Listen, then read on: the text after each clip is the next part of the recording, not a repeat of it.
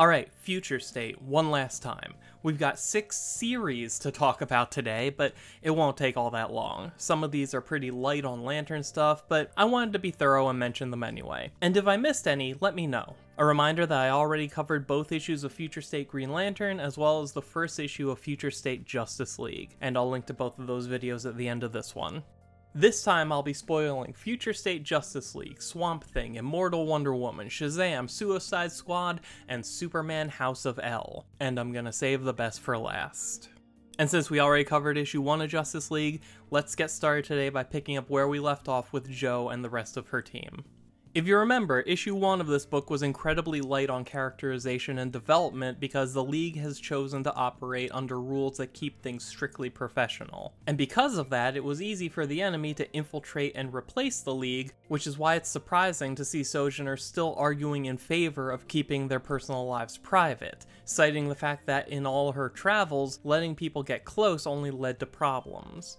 And this tracks with what the readers know about Jo's backstory, the way her career as a police officer ended abruptly when she was fired after reporting her partner for use of excessive force, followed immediately by her spending a year in an alien city, where she is the only person who feels real emotions all the time, and the complete mess that is trying to form relationships with people under those conditions. The only problem with this is the fact that Future State Justice League takes place in 2040, and I would hope that becoming more integrated into the larger DC universe would give Jo a place to belong, especially once she starts interacting with other Green Lanterns. I mean, she is becoming one of the group just in time for the group to be destroyed, so I can't imagine that helps things. My big takeaway from Future State Justice League is that I really like this team of legacy characters. I love that they're the Justice League and not an offshoot, and I love that Jo was voted to be their leader. I just wish the book told a different story that was more conducive to exploring these characters, because it's probably going to be a long time before we see this whole group together again. Swamp Thing. This is the one that surprised me the most, because not only did I never expect to find a Green Lantern connection in Future State Swamp Thing, I never would have guessed what character shows up.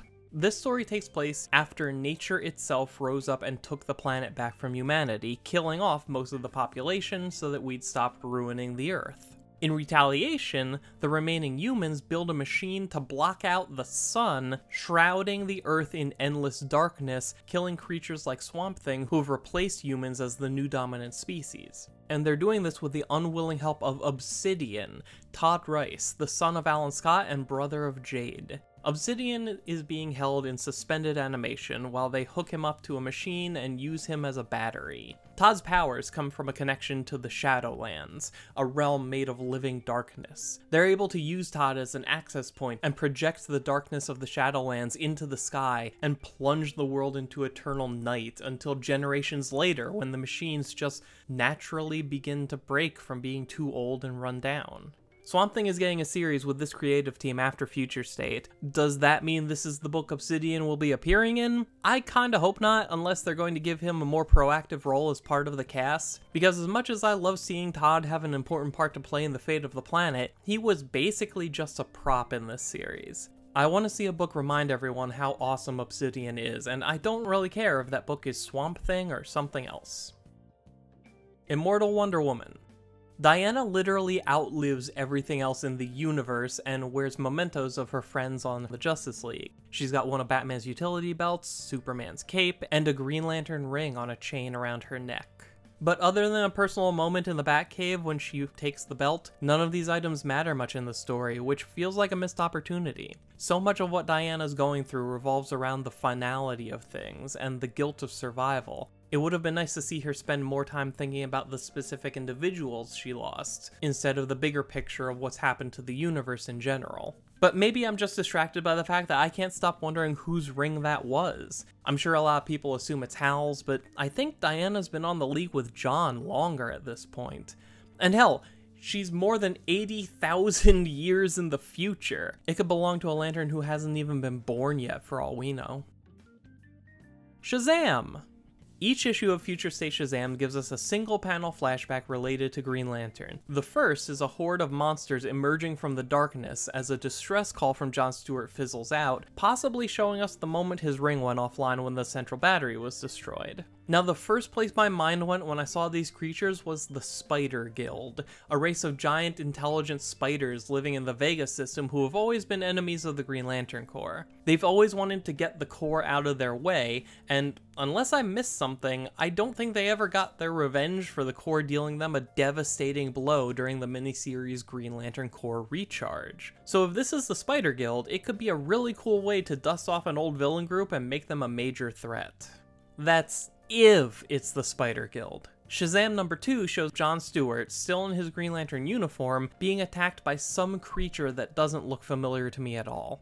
Then there's the fact that another set of mystery creatures were seen in Future State Green Lantern number 2 during the Teen Lantern story. I didn't mention them before because I thought they were only there to facilitate an action scene and make things more tense, but it's possible that these could be the things that attacked John. Hell, they could be what attacked Oa, too. These creatures found Mogo and Kelly when they were adrift in a completely empty part of space, and the only power source around was Kelly's backpack, which stored energy from the central battery. It's possible that the central battery energy she's carrying around is what drew them to Mogo, which could mean they were also what devastated Oa.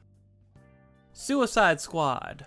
I am really surprised by how much Lantern stuff is going on in this book. Both stories just sort of hit you with these Green Lantern elements in a really cool way. Amanda Waller's backup plan for if her current team doesn't work out is to use a Black Lantern ring to reanimate dead villains to serve as her task force. The villains in the tube are the Crime Syndicate, and you can tell by the costumes that this is the same version that's getting a 6-issue miniseries starting in March. And I guess things don't go well for them since they're dead in tubes in Amanda Waller's clubhouse. Then we move over to the second story about Black Adam, which takes place after the events of DC 1 Million.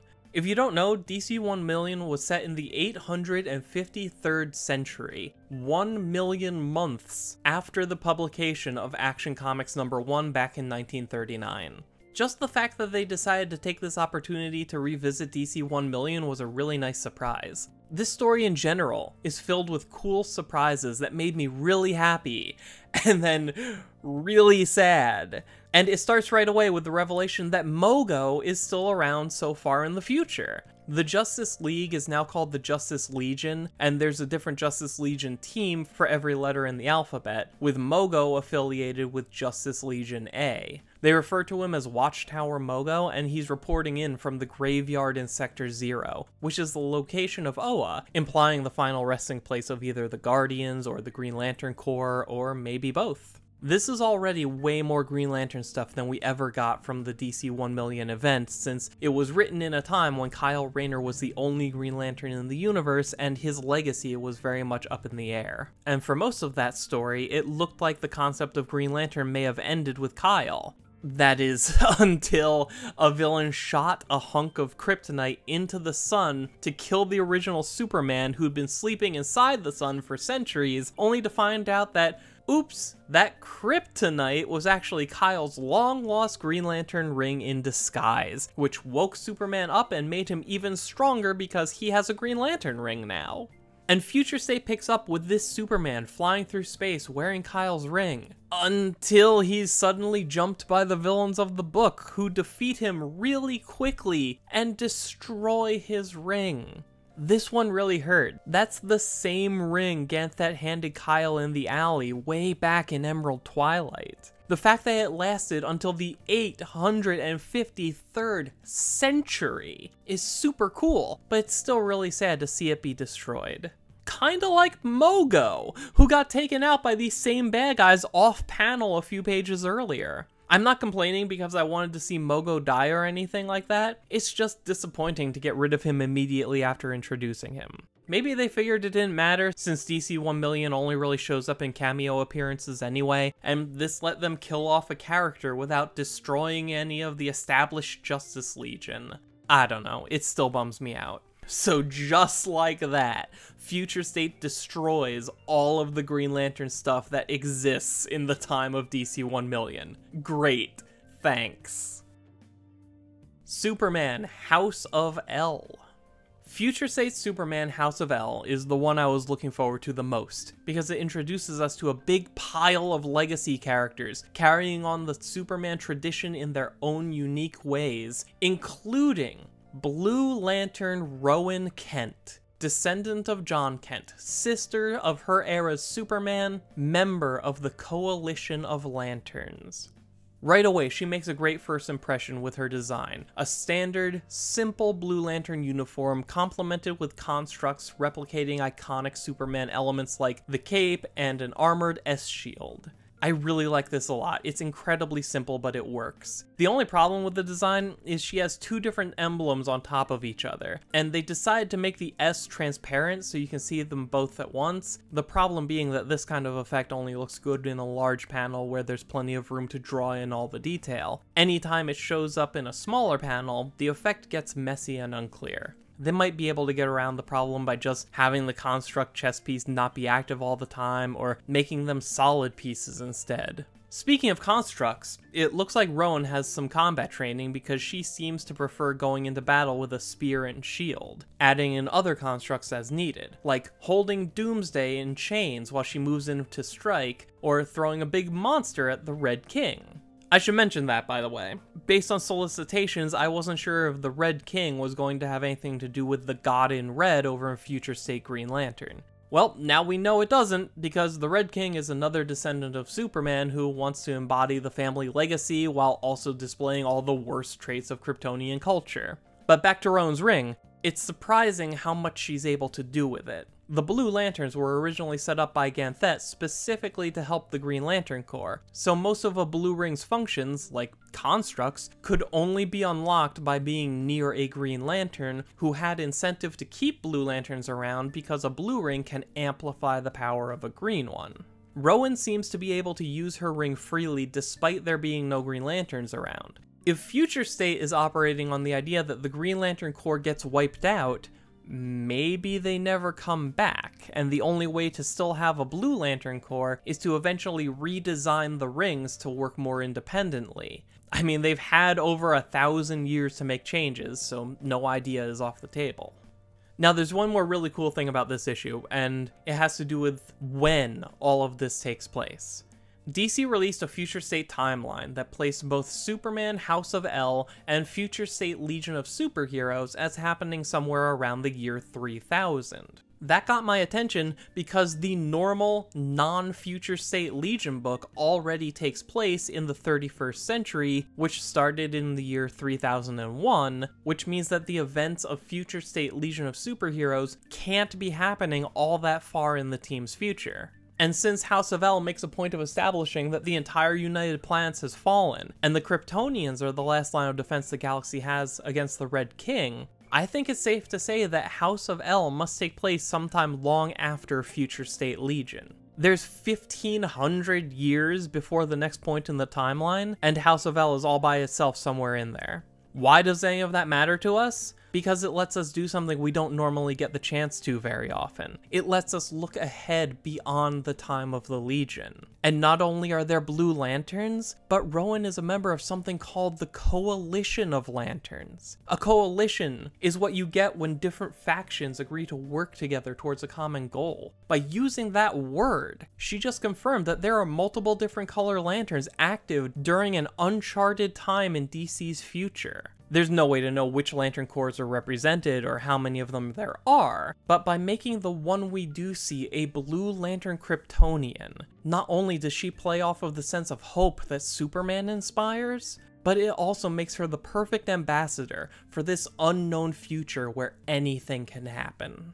I'm kinda glad House of L was the last Future State book I read, because I think that's the best possible message to take away from all of this. So much of Future State has focused on the tragedies our heroes will have to endure, but this book delivered hope in more ways than one. So overall, Future State was an interesting diversion that was pretty fun some of the time. Some books very blatantly did a better job than others, and your best chance of enjoying a Future State book is to already have a personal investment in the characters, as I don't think very many of these are new reader friendly. and a lot of them struggle to drop you into the middle of a story when you don't have any context for what's going on or what's happened to any of the characters. I've read a little less than half of the Future State books, and there are a few I've heard about that actually sound pretty good that I might want to go back and check out eventually. Superman Worlds of War sounds like a really thought-provoking exploration of how people see the character of Superman. And Nightwing has Nicola Scott artwork, which is more than enough reason for me to read it. Out of what I did read though, the Yara Flor Wonder Woman book was absolutely the best one. Not only did it do a lot to sell you on the character of Yara Flor, it's packed with different degrees of world building and environmental storytelling, to the point that I came away from those issues feeling like I understood a new side of the DC universe. After that, I'd have to say that Legion of Superheroes and House of L did the best job of selling me on their world and delivering on strong, character-driven moments that made me really care about what was going to happen. No, there weren't any Gold Lantern teases from the Legion this time, but I didn't even miss them when I had heart-wrenching moments like Triplicate Girl coming to terms with the death of one of her selves. And that's it! Future State is now behind us, and an infinite frontier is ahead of us. If you want my thoughts on what's coming down the line for DC, please consider subscribing and hitting the bell notification to make sure you never miss a new video. You can follow Mosaic Comics on Twitter, and the script for this video is available at mosaiccomics.blogspot.com, links in the description below. And while you're down there, leave a comment with your final thoughts on Future State. Was it worth pausing the DC Universe for 2 months? Let me know what you think. Thank you for taking the time to watch. My name is Dan. We'll talk again soon.